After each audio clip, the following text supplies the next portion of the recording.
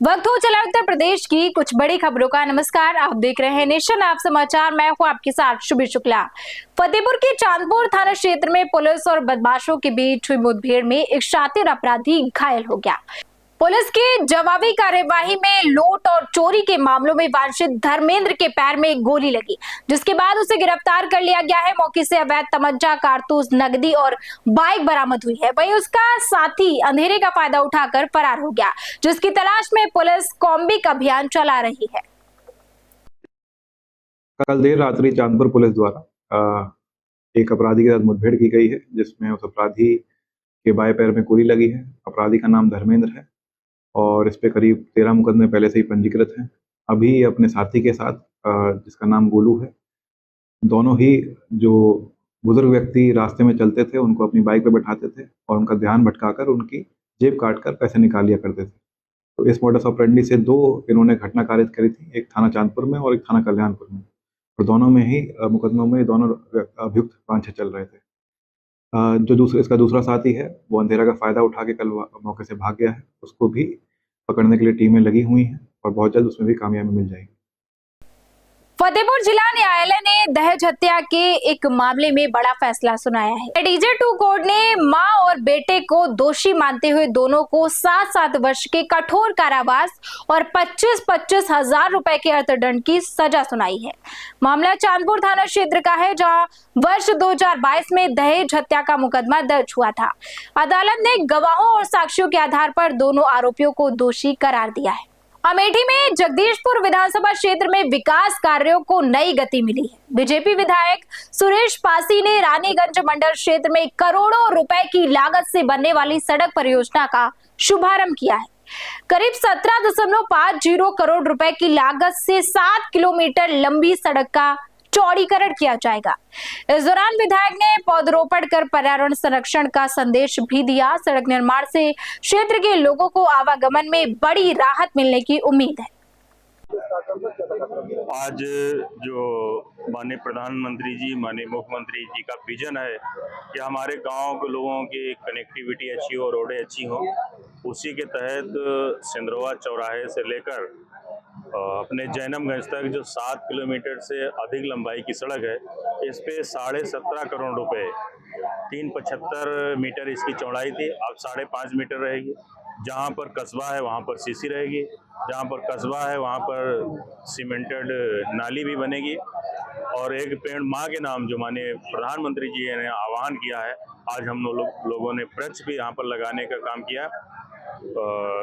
श्यामा प्रसाद मुखर्जी जी जो हमारे भारतीय जनता पार्टी के संस्थापक सदस्य थे, उनके बलिदान दिवस से जन्म दिवस तक जो है सेवा पखवाड़ा चल रहा है, उनका सेवा पखवाड़ा भी हम लोगों ने आज मनाने का काम किया। कार्यक्रम का शुभारंभ भी होने वाला है, ऐसे में आम जनमानस के वातावरण को लेकर क्या? मेरा आम जनमानस से रिक्वेस्ट है, निवेदन है, विनती है कि सभी लोग वृक्ष लगाएं। जब वृक्ष रहेंगे तभी हमारा जीवन जो है सुखमय रहेगा, अच्छी ऑक्सीजन मिलेगी, स्वस्थ और सुंदर जो है प्राकृतिक हवा जो है हमें मिलेगी और जीवन लंबा होगा। तो वृक्ष जीवन में बहुत अनिवार्य है।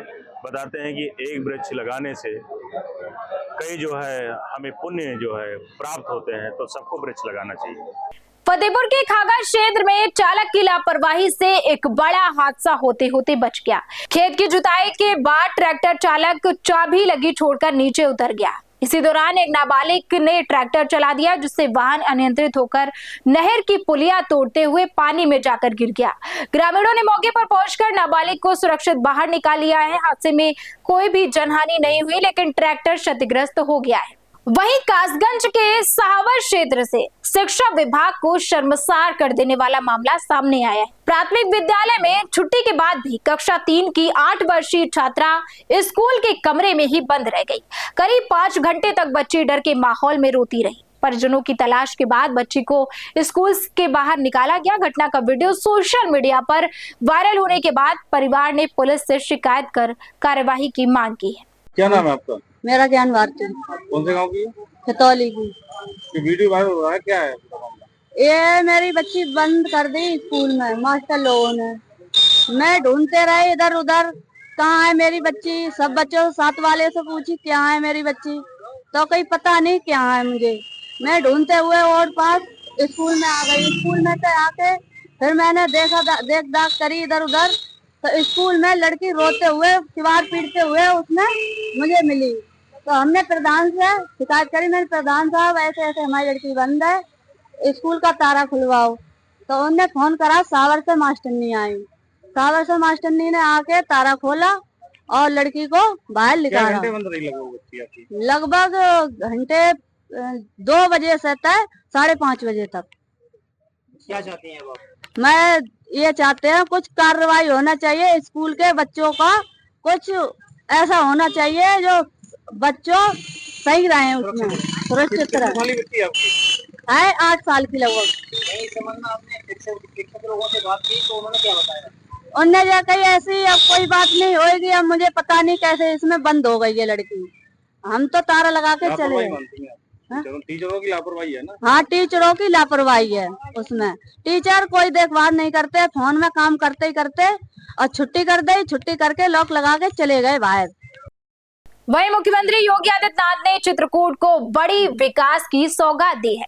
मुख्यमंत्री ने 951 करोड़ रुपए से अधिक की 124 विकास परियोजनाओं का लोकार्पण और शिलान्यास किया। उन्होंने कहा कि चित्रकूट को आध्यात्मिक, सांस्कृतिक और इको टूरिज्म के वैश्विक केंद्र के रूप में विकसित किया जाएगा। कार्यक्रम के दौरान मुख्यमंत्री ने विभिन्न योजनाओं के लाभार्थियों को प्रमाण पत्र और सहायता राशि भी वितरित की। आज आप सबको इन सभी षड्यंत्रों से सतर्क और सावधान होना होगा। ये लोग किसी का सम्मान नहीं करते, बाबा साहब भीमराव अंबेडकर का सम्मान नहीं करते। बाबा साहब भीमराव अंबेडकर के नाम पर कन्नौज में मेडिकल कॉलेज का निर्माण हुआ था, समाजवादी पार्टी ने बाबा साहब भीमराव अंबेडकर का नाम हटा दिया। याद करिए, महर्षि वाल्मीकि का आश्रम इसी लालापुर में, समाजवादी पार्टी के गुंडे वहां कब्जा करने पहुंच गए थे। और तो हमारी सरकार आ गई तो इनको सबको दिन में ही तारा दिखने लग गया था, भाग गए सब, नहीं जो लोग कब्जा कर देते थे। जहां इनको मौका मिलता था, 17 में जब हम लोग आए थे तो मैंने आने के बाद सबसे पहले कहा था, जितने भी लोगों ने सरकारी जमीन को या गरीबों की जमीन को या व्यापारियों की जमीनों पर कब्जा किया है, अगले 24 घंटे के अंदर खाली कर लेंगे। नहीं खाली करेंगे तो फिर हम दूसरा तरीका अपनाएंगे। बहनों और भाइयों, हमारे जो पोर्टल में जमीनें आई वो 64,000 एकड़ लैंड आई थी जिस पर अवैध कब्जे हुए थे और ये सब समाजवादी पार्टी के लोगों ने कब्जे किए थे। आज वो मुक्त हो चुकी है, उसी में निवेश हो रहा है, उसी में नए विश्वविद्यालय बन रहे हैं, मेडिकल कॉलेज बन रहे हैं, निवेश आ रहा है, नौजवानों को नौकरी और रोजगार प्राप्त हो रहा है। विकास और विरासत की यात्रा आगे बढ़ेगी, नौजवानों के लिए अवसर आएंगे और स्वस्थ प्रतिस्पर्धा के इस दौर में मैं चित्रकूट वासियों का आह्वान करूंगा कि हम भी स्वस्थ प्रतिस्पर्धा का हिस्सा बने। प्रधानमंत्री मोदी जी ने देशवासियों को कहा है कि हमें 2047 में एक विकसित भारत की स्थापना करनी है। विकसित भारत का मतलब विकसित उत्तर प्रदेश, और विकसित उत्तर प्रदेश का मतलब है विकसित चित्रकूट। विकसित चित्रकूट की परिकल्पना को साकार करने के लिए यहाँ की आध्यात्मिक विरासत को संजोए रखते हुए, यहाँ की सांस्कृतिक विरासत को संरक्षित करते हुए, भौतिक विकास के मार्ग पर भी हमें मजबूती के साथ आगे बढ़ना होगा, पूरी मजबूती के साथ। और उसी मजबूती के साथ कार्य करते हुए आज हम सब यहाँ पर इन विकास कार्यों के साथ आए हैं। मऊ सराय अंकिल मार्ग महिला घाट पर। वहीं झांसी के टहरोली थाना क्षेत्र में पुरानी रंजिश को लेकर विवाद के बाद गोली लगने का मामला सामने आया है। आरोप है कि विवाद के दौरान एक युवक और उसकी दादी के साथ मारपीट की गई और लाइसेंसी बंदूक से फायर किया गया। युवक ने दीवार के पीछे छिपकर अपनी जान बचाई। घटना में बुजुर्ग महिला घायल हुई है। सूचना पर पहुंची पुलिस ने मुकदमा दर्ज करके जांच शुरू कर दी है। मुख्यमंत्री योगी आदित्यनाथ आज बांदा दौरे पर रहेंगे। मुख्यमंत्री जी जिले को 710 करोड़ रुपए से अधिक की विकास परियोजनाओं की सौगात देंगे। इस दौरान 229 परियोजनाओं का शिलान्यास और लोकार्पण किया जाएगा। सीएम कानून व्यवस्था की समीक्षा भी करेंगे। इसके अलावा महारानी अवंतीबाई लोधी की प्रतिमा का अनावरण और पुलिस आवासीय भवन का लोकार्पण करेंगे।